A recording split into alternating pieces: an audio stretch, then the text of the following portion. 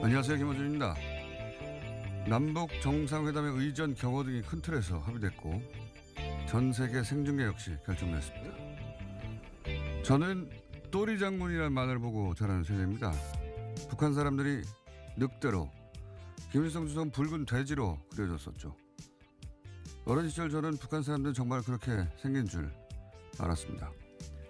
나이를 먹어가며 이념과 체제가 다를 뿐 그들도 나처럼 희노애락과 욕망을 가진 똑같은 인간이며 결국 언젠가는 남북이 다시 왕래하게 될 거라는 걸 머리로는 알았지만 내가 사는 동안 그런 일이 가능할 거라고 실감한 적은 사실 없었습니다. 그런 날이 정말 온다면 전 기차를 타고 북한을 거쳐 아시아 대륙을 횡단해 유럽까지 꼭 가보고 싶습니다. 서울은 세계로, 세계는 서울로 88 올림픽의 구호가 참 이상한 구호라는 걸 우리도 당연히 이미 세계 속에 존재하는데 우리와 세계를 분리하고 세계는 우리 바깥에 존재하는 곳이란 그런 공간 인식은 삼면이 바다의 북쪽이 막혀 있어서 만들어진 거라는 걸 깨닫는 나이가 된 이후로는 줄곧 그렇게 서울에서 기차를 타고 파리, 베를린, 로마에 가고 싶었습니다. 땅이 끊어지면 생각의 지평도 끊어지죠. 그런 날이 이제는 내가 사는 동안 올 수도 있겠구나 실감하는 요즘입니다. 김어준 생각이었습니다.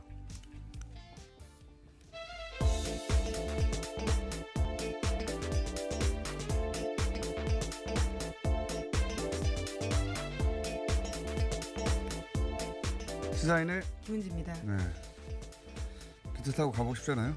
예, 또리 장군이 처음 듣는 만화인데요. 예, 이름은 들어본 것 같은데 본 적이 없어서 굉장히 낯설었습니다. 70년대 대표적인 반공 만화입니다. 아, 예. 예. 그때는 국민학교라고 했었죠. 예. 그때 초등학교를 다녔던 사람들은 거의 다 봤어요. 예. 뿔난 북한 사람들이 나오는 건가요? 아니요.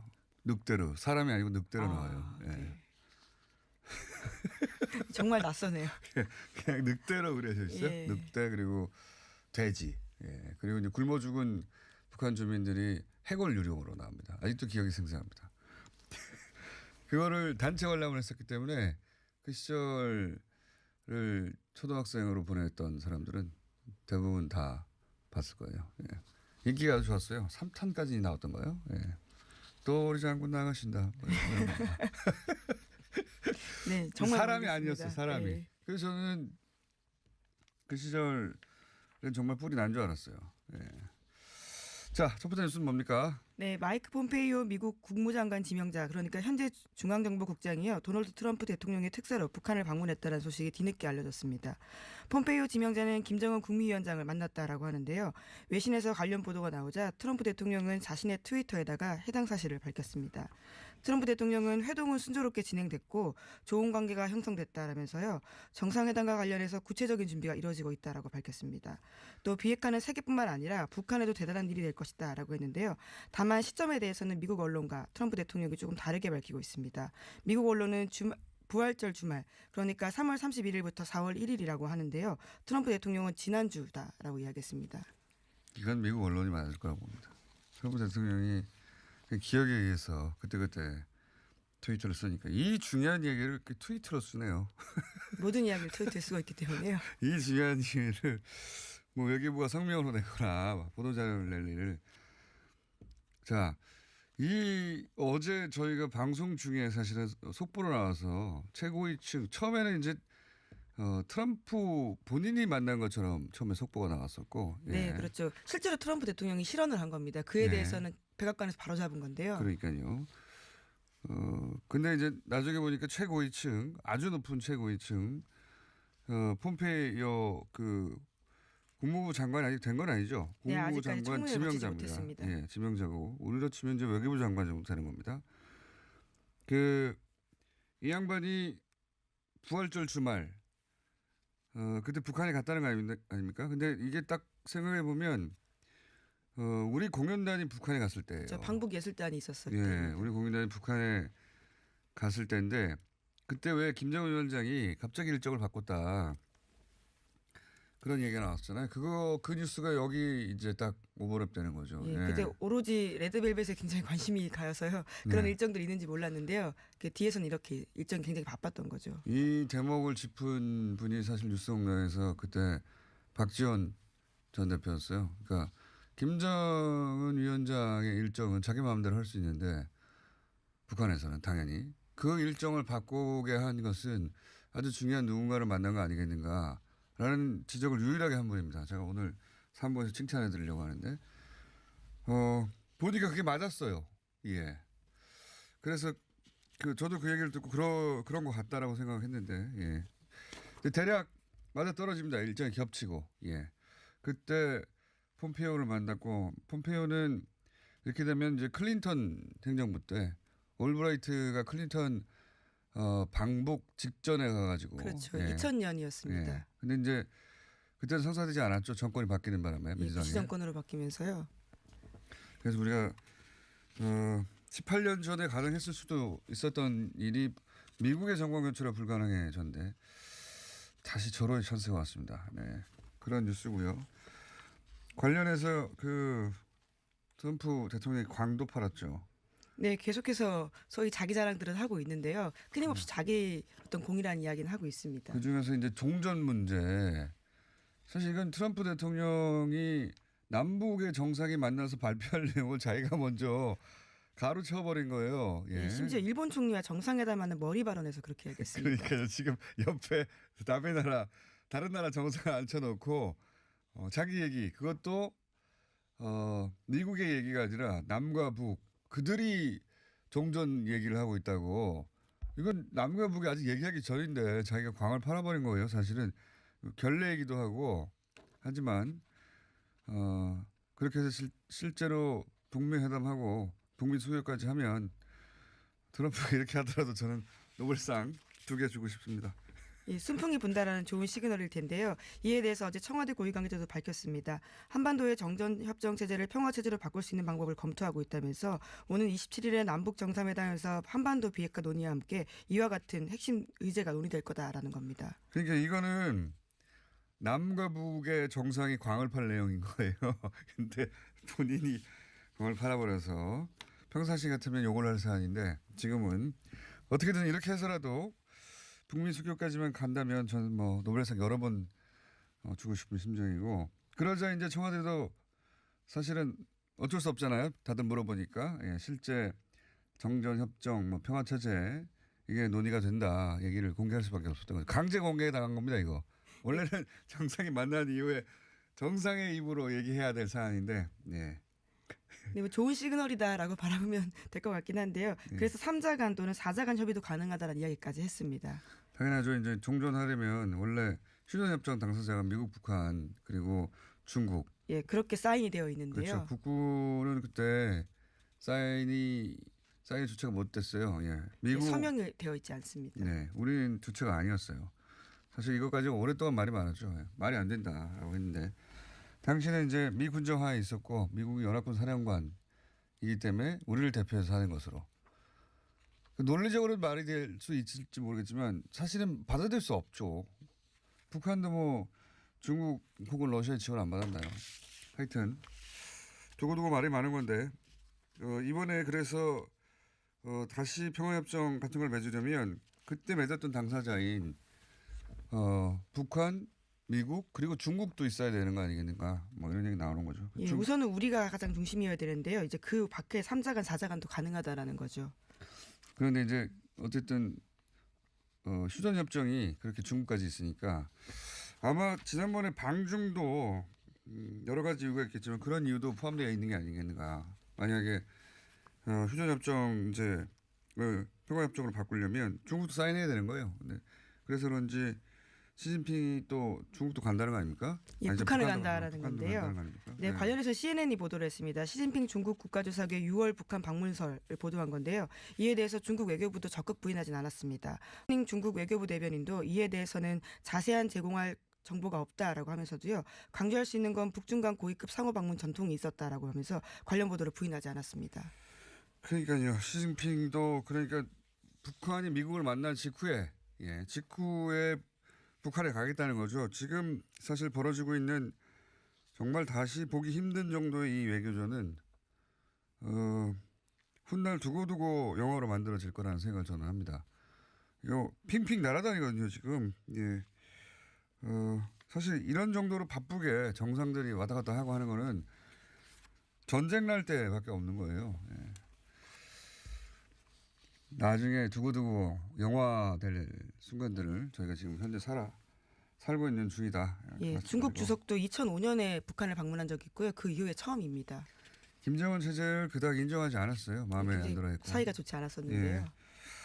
자, 이 사안은 저희가 계속 지켜보겠습니다. 계속 전문가들 중간중간에 연결하겠고 다음 주 금요일이네요, 이제. 네, 예. 그렇죠. 전 세계 생중되게 된다고 하고 전 세계의 그 외신 기자들이 역대 가장 많이 온다고 그렇겠죠, 뭐. 예, 내외신 합쳐서 3,000명 가까이가 온다라고 예. 하는데요. 전 세계적인 관심을 받을 수밖에 없는 사안이라서요. 기자가 3,000명 온다는 건 대단한 겁니다. 자, 다음 뉴스는요. 네, 박근혜 정부 시절에 고용노동부가 삼성그룹을 그러니까 삼성경제연구소를 동원해서 노조와의 문건을 작성했다라고 오늘 아침 한겨레 신문이 보도했습니다. 관련해서는 문건을 확보했다라는 건데요. 강병원 더불어민주당 의원이 확보한 2014년 11월 서울지방고용노동청 작성 수사보고서가 있다라고 합니다. 하지만 당시에도 고용노동부는 이를 제대로 조사하지 않고 삼성에 면죄비를 줬다라고 하는데요. 그렇군요. 이게 이제 노조 파괴 문건 계속 뉴스가 나오는데 여기서 새로 나온 이야기는 삼성경제연구소, 소위 셀이라고 하죠. 셀이. 예. 네, 싱크탱크라고 볼 수 있습니다. 국내 최고 브레인들에 속하는 분들이에요, 이분들이. 근데 그분들 모아놓고 노조와의 문구를 만들려고 하는 거는 이거 웬만한 염치 아니면 할 수 없는 일입니다. 예. 이건 왜냐하면 나 뜨겁잖아요. 예. 이 다들 박사 혹은 뭐 박사후 과정 밟은 사람들인데 교수급들인데 그 사람들한테 노조와의 문구를 작성하라고 시켰다고. 그러한 진술이 나왔다는 거죠. 예, 그리고 셀이는 삼성의 싱크탱크이기 때문에 그룹의 미래전략실과 굉장히 가까운 관계를 맺고 있는 곳입니다. 그렇기 때문에 더 윗선으로 올라갈 수밖에 없는 사안이 되는 거죠. 그렇죠. 이 사안은 삼성한테 굉장히 곤혹스러운 뉴스입니다. 지금 크게 그다지 보도되고 있지 않은 편인데 예, 굉장히 곤혹스러운 뉴스입니다. 자, 다음은요.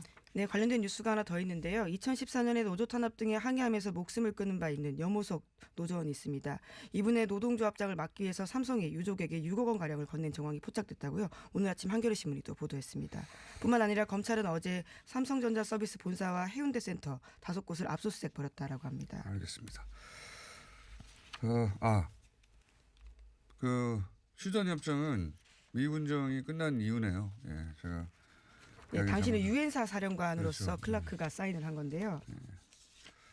자, 그건 정정하고요. 저희가 뉴스를 한 2개 정도 더 짚어볼 것 같습니다. 네, 소위 드루킹으로 불리고 있는 네. 김모 씨 일당의 댓글 조작 사건 있는데요. 수사 중인 경찰이 조작을 위해서 쓰인 매크로 프로그램을 구매했던 박모 씨에 대해서도 구속영장을 신청했다라고 합니다. 뿐만 아니라 경찰은 드루킹 일당의 계좌 추적에도 속도를 내면서요. 자금의 출처와 배후가 있는지를 수사하고 있다라고 합니다. 제가 계속 지속적으로 반복해서 얘기하고 있는데 옵션 열기라고 제가 표현했던 대규모 매크로 이 작업은 작년 12월 초입니다. 계속 반복적으로 얘기하지만 뉴스공장에서도 12월 둘째 주부터 얘기 시작했고요. 예. 그러니까 지금 계속해서 나온 이야기는 드루킹은 1월 15일 날 구매 혹은 취득 뭐 얼마에 어떻게 했다는 건 정확하게 안 나오니까 취득이라고 하죠. 그리고 17일부터 작업 뭐 이렇게 나오잖아요. 그 이전에 한 달 반 뭐 보름이라 하더라도 그 이전에 있었던 대규모 물량 공세 누가 한 건지 이거 굉장히 별건으로 큰 건인데 이 대목을 자꾸 언론들이 짚어주지 않습니다. 그게 아마 그걸 거론할 만한 근거 자료나 어떤 단서나 혹은 경찰의 발표가 없어 그런 것 같기도 한데 물어야 될 대목입니다. 그 이전에는 누가 있는가. 예. 사실 그 규모로 보면 드루킹은 세 발의 피해요. 제가 보기에는 이 분야의 전문가로서 소위 12월 그리고 1월 초 그리고 그 이후로도 계속 있었던 엄청난 물량의 매크로 작업은 지금 드루킹이 얘기하는 600개 아이디어 저거 하는 거는 세 발의 피입니다. 예. 네, 물론 우선은요 수사가 드루킹에 집중되어 있습니다. 왜냐하면 드루킹 수사도 제대로 되어 있지 않다라는 비판을 받고 있는데요. 그것도 당연히 해야 되는데 되지 않은 영역이 크게 거기가 있다는 거예요. 예. 아직 거론된 언론이 없어서 제가 말씀을 드린 거고요. 자, 사실 드루킹 관련해서는 할 얘기가 굉장히 많지만 오늘은 시간 관계상 내일 하기로. 네.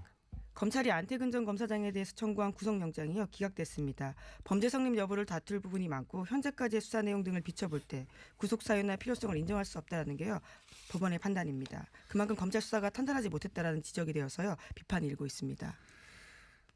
이 제목은 사실 그 서지현 검사가 인사로 그러니까 소위 성추행은 일시지만 그 이후 지속적으로 인사 시스템을 통해서 괴롭혔다는 거잖아요. 일종의 보복을 당했다는 주장을 했습니다. 근데 그 부분이 조사가 제대로 안 됐다는 거거든요, 지금.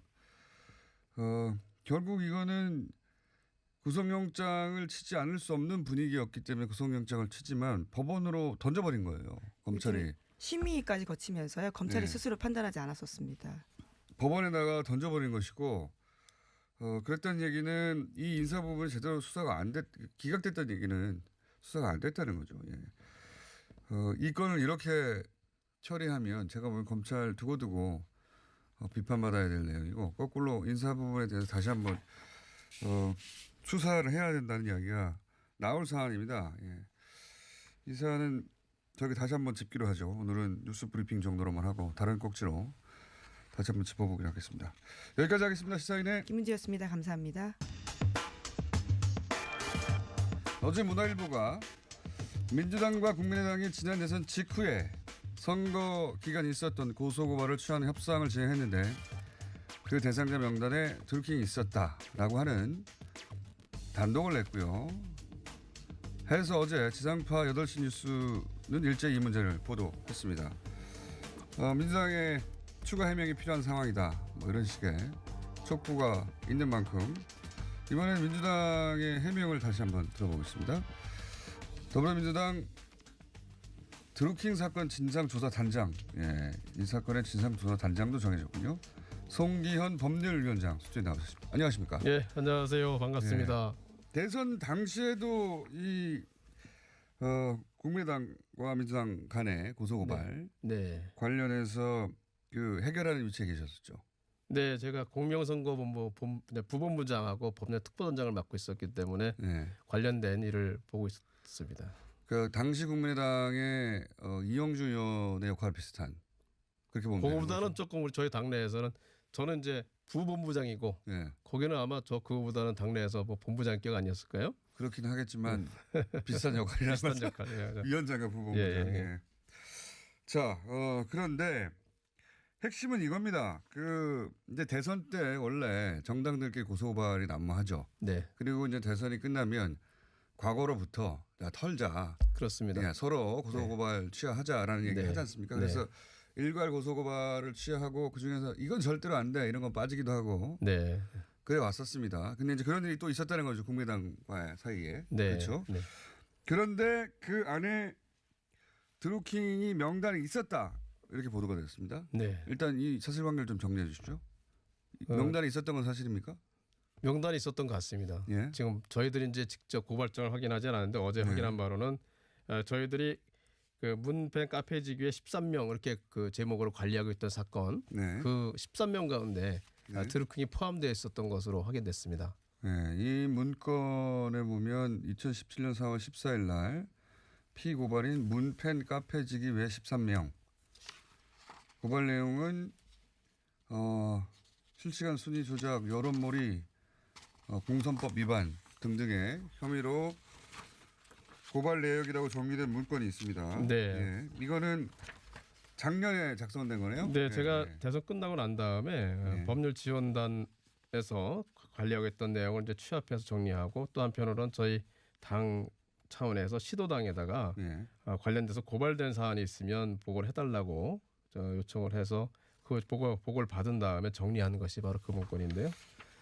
당시에는 국민의당이 저희 건을 고발한 것은 7건이 있었고 그 가운데는 뭐 저희 당원이나 또 아니면 저희 그 당직자나 의원들도 계시지만 그밖에 저희 당과 관련돼서 특별히 관심이 가졌던 사건들도 이렇게 포함되어 있습니다. 그렇군요. 의원들, 지역위원장 뭐 이런 분들이야 뭐 당연히 민주당 소속이니까. 그렇습니다. 이분들 제외하고 보면 문진용 씨가 있고요. 그리고 문재인 팬카페 외 13명 이렇게 정리되어 있습니다. 리얼미터도 여기 들어가 있죠. 리얼미터도 들어가 있습니다. 예, 리얼미터. 예. 이렇게 있는데 지금 그럼 민주당 입장은 딱 그 문재인 팬카페 그리고 네. 온라인에서 지지 활동을 했던 그룹 이렇게 이해했지. 네. 드루킹이라고 따로 이해하지 않았다는 겁니까? 알 수가 없었죠. 그래요? 그러면 지금 언론에 보도되고 있는 드루킹이라고 써 있는 문건은 뭐죠, 그건? 드루킹이라는 문건은 고발장에 드루킹이라고 고발장. 14명 중에서 예.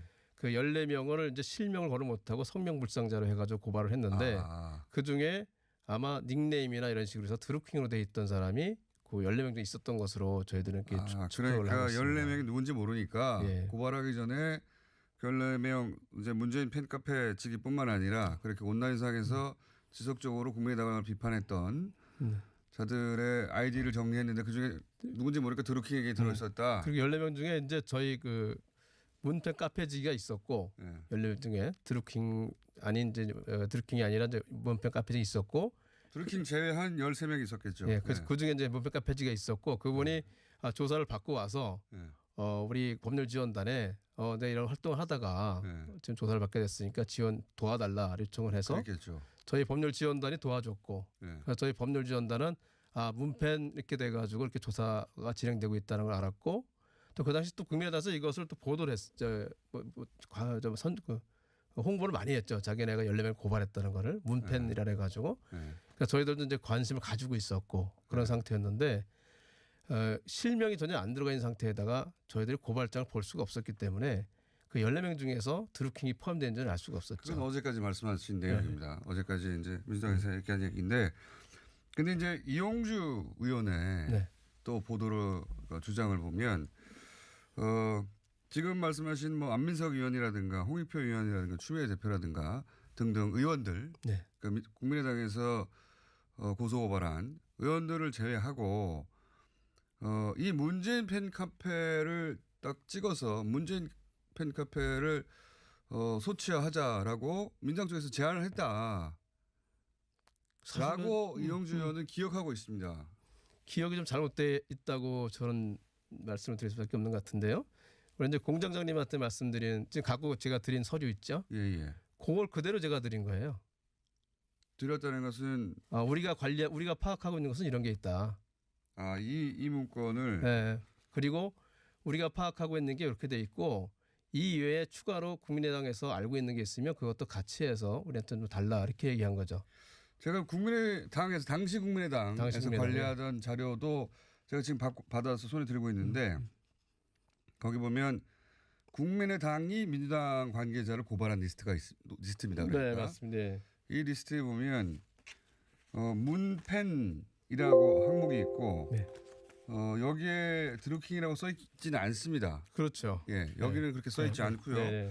민주당이 작성한 문팬 카페지기 외 13명 여기도 드루킹이 써 있지는 않습니다. 네. 그런데 보도된 드루킹이라고 아이디가 나온 거는 고발장이라는 얘기입니까? 고발장에 그 써 있다고 그 고발장은 국민의당이 제출한 고발장이라는 겁니다. 네, 국민의당이 아마 경찰에 제출한 고발장이겠죠. 국민의당은 민주당 지지자들 그룹 중에 팬들 중에 국민의당을 특별히 괴롭힌 14명을 선별했고 그중에 한 명이 들어간 게 드루킹이다. 네. 민주당이 드루킹을 빼달라고 문건을 작성한 게 아니라는 말씀인 거죠. 말하자면 민주당의 주장은. 당연하죠. 그런데 민주당이 드루킹을 빼달라고 민주당 스스로 문건을 작성한 게 아니라 하더라도 저쪽에서 작성한 문건에 드루킹이 들어가 있길래 민주당이 그걸 특정해서 빼달라고 했다. 이게 지금 그쪽에서 작성한 문건에 드루킹이 들어가 있다는 것을 저희들이 어제 처음 알았고요. 어제 처음 알았다. 네, 왜냐하면 고발장이라는 거는 피고발인한테 보여주지 않기 때문에 알 수가 없고요. 제3자는 더 알 수가 없는 거죠. 그러면 이용주 의원이 잘못된 기억이 아니라고 쳐보죠. 네. 아닐 수도 있지 않습니까? 아니라고 치고 문재인 팬카페를 빼달라라고 했을 수도 있지 않습니까? 이쪽에서 예를 들어서 다른 사람들이야 정치인이지만 이 사람들은 일반인들 아니냐. 이용주 의원이 빼달라 그랬다 이럴 수가 있다는 말씀이신가요? 아니죠. 이용주 의원의 주장을 아직 못 보신 것 같은데 네. 보도된 내용을. 이용주 의원은 민주당 쪽에서 문재인 팬클럽을 특정해서 빼달라고 했다는 거예요. 아니 그렇게 보내드렸다니까요. 제가 확보한 대로 다 똑같지. 뭐 특정인 어느 하나하나 구분을 짓지 않고 네. 우리가 관리하고 있는 것이 이런 것이다. 우리가 확보하는 것이 우리가 파악한 것이 이거다. 그래서 위원장님 말씀은 한마디로 이렇게 리스트를 다 줬을 뿐 이 중에 누구를 특별히 빼달라고 한 적이 없다는 취지 말씀이신 거죠? 그렇죠. 누구를 제외하고 누구를 포함시키고 이렇게 한 적이 없다는 거죠. 기본적인 전제가 우리는 뭐냐면 기본적으로 대선 끝났기 때문에 다 털자. 네, 그런 취지인데. 그런데 다만 이제 그 당시 문준영 씨건이 문제가 되고 있었기 때문에 그거는 빼자. 그러니까 문준영 씨건을 빼고는 다 고소고발을 취하하자. 그리고 여기 확인이 안 된 거 안 된 게 있을 수도 있으면 나중에 확인될 수도 있잖아요. 그것도 그때 털자. 자, 제가 이영주 의원의 워딩을 그대로 전해드리겠습니다. 일단 이영주 의원은 당대당이니까 당직자, 선대위 직원 이런 사람들이 포함되어야 하는 건데 마지막에 드루킹이 포함된 건을 넣어달라고 했다. 빼달라고. 그건 아닙니다. 그러니까 저는 이영주 의원이 이렇게 기억을 한다면 이것이 지금 마지막에 협상 테이블에 앉으셨는지 안 앉는지는 모르겠는데 협상 테이블에 앉았던 누군가가 이 사람은 일반인들이니까 다른 사람은 뭐 당에 있는 사람들이고 그거야 뭐 당에 있는 사람으로 당할 수 있는 일인데 서로 이 팬클럽들은 빼줘야 되는 거 아니냐. 왜냐하면 제가 듣기로는 국민의당 쪽에 안철수 전 대표 팬클럽도 그러니까 민주당이 고발한 쪽 중에 그러니까 서로 팬클럽이 포함되어 있으니 팬클럽은 뺍시다 이런 얘기가 온 거 아닙니까? 그런 얘기가 전혀 없었다는 얘기죠. 있었을 것도 같은데요. 그렇지 않습니다. 그게 특정한 사건이라든지 그거를 했던 것은 문준영 씨 관련된 건밖에 없고요. 여기 확인이 안 되는 사안이라고 하더라도 나중에 확인되면 그것도 다 구분하지 않고 취하하려고 했기 때문에 그런 전제 자체가 잘못된 거예요. 알겠습니다. 저 어쨌든 이영주 의원은 팬클럽 들어간 거 또 빼달라고 따로 얘기했다라고 하는 게 이제 주장의 취지고요. 민주당에서는 그게 아니다. 우리는 다 리스트 작성했고 리스트에 있는 사람들을 일괄 빼자는 얘기였고 저쪽도 팬클럽이 있었고 이쪽도 팬클럽이 있었으니까 그건 뭐 이상한 일이 아니다. 아니 그 팬클럽 얘기 자체가 없었다니까요. 근데 포함되어 있었던 건 사실상 양쪽 모두. 애초에 우리가 취합한 목록에 들어가 있기 때문에 그 목록 자체를 준 것이지 그 주면서도 팬클럽 얘기 자체가 없었다는 얘기예요. 그러니까 무슨 얘기 말씀인지 이해했습니다. 저는 이해했는데 그런 기억이 잘못됐거나 아니면 또 다른 가공을 해서 얘기를 한다고 할 수밖에 없는 거죠. 어쨌든 양쪽에 이건 확인해 보겠습니다. 양쪽 모두 상대방 후보에 팬 카페가 포함되어 있었던 건 사실이죠. 네, 포함되어 있었어요. 안철수 팬 카페도 민주당이 고소한 리스트에 포함되어 그렇죠. 있었고 국민당도 문재인 팬 카페에 포함되어 있었고 서로 쌍방이 그렇게 포함되어 있었는데 쌍방이 그쪽을 다 취한 건 맞죠? 맞습니다. 네, 그건 뭐 자연스럽습니다. 여기서 이제 쟁점 하나는 민주당은 팬클럽을 그러니까 드루킹이라고 특정하지는 않았지만 드루킹이라는 사람을 특정하지는 않았지만 팬클럽은 빼주자라고 했다고 이영주 의원은 기억하고 있고 지금 위원장님은 그런 멘트 자체가 없었다 이거죠. 자꾸 제가 오해가 혼동이 되는데 문펜을 빼주자 얘기한 게 아니라 만약 말씀하신 대로 한다면 문펜도 포함시켜주자. 취하 대상에. 그렇죠. 표현이. 문펜도 포함시켜주자. 원래 아닌데 포함시켜 이렇게 얘기했다고 말씀하시는 것 같은데 그게 아니라는 거예요. 그건 이해했는데요. 제 말은 이 똑같은 얘기의 반복이라서 청취자들이 이해하셨을 거라고 봅니다. 충분히 주장은 저도 이해했어요. 민주당 주장은. 근데 지금은 드루킹이 포함된 명단인데 그 드루킹이 포함됐으니까 팬클럽 전체를 빼주자고 한 거 아니겠는가. 이런 식으로 몰아가고 있죠. 뭔가 몰아가고 있다는 느낌밖에 안 들어요. 그건 몰아가는 게 맞긴 맞는데요. 그런데 저는 팬클럽이니까 빼주자고 했을 수는 있지 않겠는가. 이 말을 드리는 겁니다. 그것도 아니라고 하시니까. 요건 다시 또 저희가 그럼 이영주 의원한테 확인해 보시고 위원장님도 한번 들어가서 확인해 보시기 바랍니다. 오늘 여기까지만 해야 될 것 같은데요. 네. 혹시 이거는 뭐- 제가 직접 한 거니까 뭐 확인하고 문제가 아니라 아, 그래요? 제가 직접 처리한 내용이기 때문에 혹시 실무자들이 예를 들어서 전화를 주고받거나 이용주 의원과 제가 직접 이영주 의원하고 둘이 얘기한 거기 때문에 그래요? 다른 뭐 얘기는 있을 수가 없어요. 이용주 의원과 저희가 또 인터뷰를 한번 잡아보겠습니다. 예. 예. 사실 대단한 건 아닌 것 같긴 합니다만은 네. 뭐 팬클럽은 빼주자는 얘기는 왔을 수도 있을 것 같긴 한데 자 각각의 주장이 이렇게 상반된 주장이 있습니다. 여기까지 듣고 저희가 추가 인터뷰 혹은 반론 인터뷰에 또 잡아보겠습니다. 네. 오늘 말씀 감사합니다. 네, 고생 많으셨습니다. 네, 더불어민주당 드루킹 사건 진상조사단장 송기현 의원이었습니다. 자, 정전협정, 평화협정으로 전환된다. 될 수도 있다. 예. 이 시점에 저희가 역사 한번 더 짚어보겠습니다. 성공회대 한홍우 교수님 스튜디오에 나와 계십니다. 예, 안녕하십니까? 예, 안녕하십니까? 요즘 역사를 되돌아봐야 할 사건이 많이 나오고 있어요. 예, 그렇습니다. 예. 자주 나오시고 계십니다. 불시에. 자, 사실 저희도 이걸 쭉 준비했던 게 아니라 어제 갑자기 튀어나와가지고 어제 저녁에 갑자기 강연을 지금 제치고 오신 거 아닙니까? 예, 뭐 아침에 조찬 회의가 있는데 못 가고 왔습니다. 아침부터 학자들도 회의를 합니까? 어쩌다가 한번 자, 정전협정 당시로 되돌아가서 예. 그때 왜 우리는 못 꼈는지 그리고 왜 휴전을 한 건지 3년 전쟁하고 사실은 전쟁 끝났으면 종전해야 되는데 그 상황 좀 정리해 주십시오. 우선 뭐 아이들 싸움 할 때도 싸움이 끝나는 게 싸우다가 지쳐서 아이고 우리 그만두자 하는 경우는 별로 없죠. 사실은 그 누가 코피가 터진다든지 그 먼저 운다든지 뭐 이렇게 해서 이제 그 한쪽이 져서 싸움이 끝나는 건데 그러니까 이거는 3년 동안 치고받고 싸웠는데 그 군사적으로는 무승부였단 말이에요. 그렇죠. 가운데서 멈췄죠. 예, 그렇기 때문에 이제 그것을 어떤 완전히 한쪽의 승리에 의한 보통의 전쟁의 종결 뭐 이것이 불가능했고 그래서 이제 정전이라는 좀 그 임시적인 상태로 남겨놓고 형식은 3개월 후에 정시회담을 열어서 뭐 정시 문제를 마무리 짓자고 했지만 그게 유명한 제네바 회의인데 거기서 뭐 제대로 될 리가 없었죠. 그리고 그러니까 이 전쟁을 끝낼 수 없는 바에야 냉전으로 들어가면서 오히려 한반도 분단 체제를 완전히 만들어 놓고 미국 입장에서도 그렇고 소련 입장에서도 그렇죠. 그렇고 각자 무기도 팔 수 전 있고. 세계적인 냉전 체제를 유지하려면 화로에 불씨가 꺼져서는 안 된다. 여름이라도 그 불씨는 보존을 해야 하니까 한반도가 그렇게 남게 된 거고요. 한국은 못 들어간 게 아닙니다. 안 들어간 겁니다. 그래요? 정확하게 어떻게 된 겁니까? 그게 저 이승만 대통령의 이제 특별한 전략이었는데 뭐 우리가 지금은 이제 뭐 어떤 문제에서 한국이 빠지고 그러면은 뭐 코리아 패싱이다 또 이제 그런 말을 쓰고 또 전에는 또 노재봉 전 총리 같은 분은 통미봉남 미국하고 통하고 한국을 봉쇄했다 하는 이제 그런 말을 만들어서 쓰고 그랬는데 사실 통미봉남이나 코리아 패싱을 만든 거는 이승만이에요.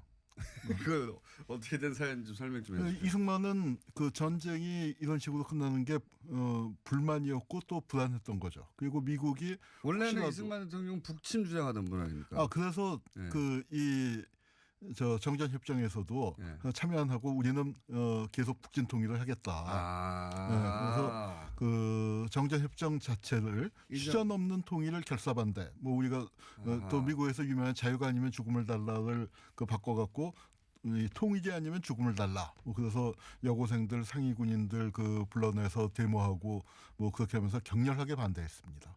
이승만 대통령 은 북침 통일을 주장하던 분이고 그리고 하던이 아니라 하고 있는 그 당시도 하고 있던 분이고 그러다 보니까 아니 미국의 힘으로 밀어붙여서 끝내야 되는데 그걸 승부를 못 냈죠. 여기서 왜 멈추냐고 불만을 가졌기 때문에 그렇다고 정전협정 사인을 해야 되는 건데 그게 단순히 그 연합사령부 산하로 들어갔기 때문에 사령관이 대신한 게 아니라 이승만 대통령 본인이 나는 그거 인정 못해 하고 안 들어갔다는 겁니까? 그렇죠. 그러니까 뭐 지금도 기분은 그렇다 하더라도 사인을 해놔야 되는 거 아닙니까? 아니 이제 이승만 입장에서는 그렇게 해야 미국으로부터 오히려 많은 것을 얻어낼 수 있고 미국을 확실하게 붙잡아둘 수 있다라고 생각을 했던 것이죠. 아니 그러니까, 본인이 사인을 안 하는데 어떻게 미국으로부터 더 많은 걸 얻어내는 거죠? 그러니까 이제 그 한국의 작전 지휘권은 미국한테 이양해 놨지 않습니까? 그러니까요. 작전 지휘권을 줬는데. 그런데 미군이 지상군을 철수해 버리면 네. 또 어떤 일이 벌어질지 모르고 또 북에서 다시 한번 밀고 내려올지도 모르는 그런 상황이 또 국제 정세의 변화에 따라서 나올 수도 있고 또 미국이 야채직하면 자기를 축출해 버릴 수도 있고 하는 여러 가지 불안 상황이 있는데 그 상황에서 이승만은 일종의 뭐 제가 그 이런 표현을 가끔씩 씁니다. 또라이 전략이라는 표현을 쓰는데 미치광이 전략. 네. 내가 그러니까 일종의 이제 벼랑 끝 전술이죠. 벼랑 끝 전술의 아주 그 원조가 이승만이었는데 뭐냐면 나는 그 무슨 짓이든 할 수 있는 못 말리는 사람이니까 미국이 내 옆에서 말려줘야겠다. 그러니까 그런 걸 보여준 게 가령 정전협정의 판을 깰 수도 있는 큰 사건이 반공포로 석방 아닙니까? 포로 문제가 쟁점이 돼서 싸우고 있는데 그 이제 일방적으로 석방을 그 해버린 건데. 아 남북의 포로들을 각자 풀어주자는 협상하는 와중에 미리 풀어보라는. 예, 그렇죠. 그러니까 정전협정에 이제 판을 깰 수도 있는 그런 사안인데 뭐 미국이나 이제 그 공산 측이나 다 그냥 그 더 이상 문제 삼지 않고 넘어가 버렸죠. 근데 그거는 그런 식으로 해서 그러니까 저 미군을 그 한반도에다가 붙잡아 놓고 대신 그러니까 한미 상호 방위 조약을 맺고 그다음에 작전 지휘권은 미국이 갖고 이승만이 북진 통일을 못하게. 그런 구도를 만들어 놨습니다. 그래서 이것이 이제 저는 정전협정의 저주받은 유산이라고 해서 한국이 그 이후에 어떤 문제가 생겼냐 하면은 실제 분단의 당사자이고 또 한국전쟁 당시에 이제 치열하게 싸웠던 입장이지만 이 정전협정의 당사자가 아닌 조인국이 아니에요. 우리가 당사자가 아니에요. 버렸죠. 그래서 예전에 지금은 아니지만 예전에는 북한은 아니 정전협정에 사인도 안 했는데 남한은 할 말 없다고 우린 미국하고 얘기할 거라고 그야말로 항상 그랬죠. 애들은 가라 그러니까요. 얘기였죠. 사인을 안 했잖아. 그럼 맞는 말이거든요. 말 자체는. 형식 논리상으로는 맞는데 그렇지만 이제 그 분단의 당사자임에는 틀림없고 저는 그래서 6.15 그 공동선언 2000년도에 남북 정상회담이 그 한국이 한반도의 분단의 당사자로서의 어떤 그 지위를 정치적인 지위를 획득하는 거였고 그걸 법적으로 마무리하려면 정전협정을 이제 완전한 평화 체제로 그 이제 전환을 시켜야 할 과제가 있는 거죠.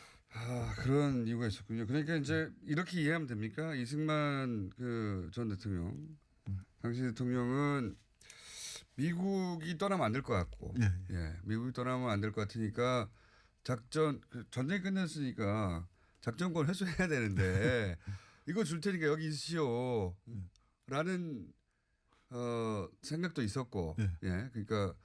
우리 군사 주권을 넘겨주고 대신 당신들 여기 있어 주시오. 뭐 이런 것도 있었고. 미국으로 하여금 도저히 한반도에서 발을 뺄 수 없는. 없도록 그러니까 자기의 어떤 그. 안 그러면 나 북침해. 그 얘기죠.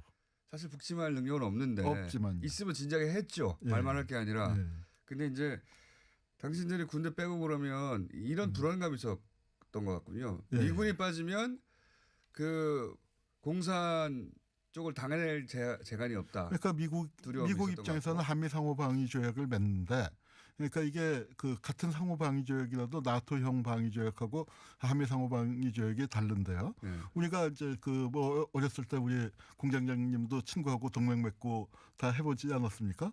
누가 나를 때리면 네가 와서 도와줘. 그런 동맹은 맺은 적 없는데. 아 그러세요? 아주 평화적이셨군요. 그런데 이제 그런 동맹을 맺었을 때 쉽게 얘기하면 이겁니다. 나토형 방위 조약은 우리 그 몇 나라가 맺었는데 그 중에 한 나라가 한 대 맞으면은 전체가 다 맞은 거나 마찬가지예요. 그렇죠. 그래서 동맹이죠. 집단 자위권을 발동할 수 있는 겁니다. 자위권을 그대로 내가 직접 공격을 받지 않았더라도. 그런데 한미 상호 방위 조약은 어떤 식이냐면은 내가 한 대 맞았을 때 철수야 도와줘. 미국 도와줘 했을 때 미국이 뭐라고 얘기하냐면 엄마한테 물어보고 하는 거죠. 의회의 승인을 받아야만 할 수 있는 그런 제한 조치를 둔 건 그 어떤 의미냐 하면은 한국이 가만히 있는데 이북이 쳐들어오면은 그거는 막아줄게. 그런데 만약에 그 이북에 가만히 있는데 이승만이 먼저 쳐들어오는 거 그건 난 몰라. 그렇죠. 하는 식의 이제 그런 제안을 뒀던 겁니다. 그렇군요. 그러니까 제가 보기에는 이승만 대통령은 자기 보전을 위해서 이런 전략을 취했군요. 예, 그렇습니다. 네. 실제 북침의 의지가 있었다면 미군 없이도 했겠죠. 근데 이제 그건 능력이 안 되니까요. 그건 능력이 안 되니까 실제 진짜 북침 주장의 목적은 미군 당신들 떠나지 말고 우리 좀 날 좀 지켜줘 이런 이야기였군요. 예, 그렇습니다. 예. 그래서 군사작전군도 주고 예. 대신 그 이 휴전 협정에는 그 떼쓰는 전략이 일어나면 안 들어갔다. 예, 예. 아, 대단한 우리 입장에서는 후손들 입장에서는 그 덕분에 고생을 참 많이 합니다. 그렇습니다. 고생을 엄청 많이 하고 고생 뭐 수모를 많이 당했죠. 수모를 많이 했죠. 군사작전권도 없고 아직까지도 안 주는 거 아닙니까? 예. 근데 지금은 얘기가 달라졌죠. 이제는 지금은, 달라졌습니다만. 예. 네. 자, 그렇게 그런 사연이 있었군요. 자, 그러면 그 이후로 이승만 전 대통령이 한반도에서 그렸던 군사작전권이라든가 또는 뭐 미군과의 관계 문제라든가 그 그림이 여전히 그대로 유지되는 거네요. 말하자면 큰 틀에서는. 아니 이제 한국 사회가 민주화가 되고 여러 가지 변화가 있었지만 예. 적어도 그 군사 정전 협정 체제라는 면에서는 그런데 이 체제 자체가 굉장히 불안정하고 그러니까요. 사실은 91년 이후에 군사 정전 회담이 안 열리고 있습니다. 그러니까 안 열린 지가 25년이 넘었어요. 사실 전쟁이 끝났는데 전쟁이 끝나고 나서 70년 가까이 예. 휴전협정이 아니라 정전을 선언하지 않은 전쟁은 없죠. 거의 없죠. 네, 그게 말이 안 되잖아요. 전쟁 끝 다시 또 하면 몰라도 전쟁 끝났다고 해놓고 또 쳐들어서 하면 몰라도 70년 동안 잠시 쉬자 이거 아닙니까? 예. 잠시 쉬자. 그 이제 정전하고 휴전이 조금 그 뭐 많이 통용이 됩니다만 조금 다를 수가 있는데 그 사실 그 원문서에는 정전이라고 되어 있는데 우리가 한국 사회에서는 통상적으로 휴전이란 말을 훨씬 더 많이 써왔습니다. 잠시 멈추자는 의미로. 예, 최근에 와서 이제 정전이란 말을 더 많이 쓰고 있는데 그 휴전은 뭐냐면은 전쟁은 끝나지 않았다는 뜻이 그렇죠. 거죠. 잠시 쉬는 거니까 그렇게 배웠습니다, 언제든지 개전을 해도 이상할 게 없는 상황이라는 거죠. 그러니까 보통 뭐 영화 같은 데 보면 크리스마스고 서로 뭐 큰 행사니까 우리 좀 쉬었다 하자. 이럴 때 있지 않습니까? 진짜 그렇죠. 실제로 역사 속에. 그래서 잠시 휴전하는 거죠. 그런 맥락으로 좀 긴 휴전일 뿐. 하지만 길게는 70년은 7일도 아니고. 사실은 그 이런 상태를 그 원하는 사람들이 많았기 때문이죠. 그러니까 전쟁이 끝나는 게 그 평화가 오고 전쟁이 끝나고 이제 하면은 모든 사람이 좋아할 것 같지만 많은 사람은 좋아하지만 모든 사람이 좋아하는 건 아닙니다. 그럼 뭐 싫어하는 사람은 교수님 보시기에 어떻게 꼽으십니까?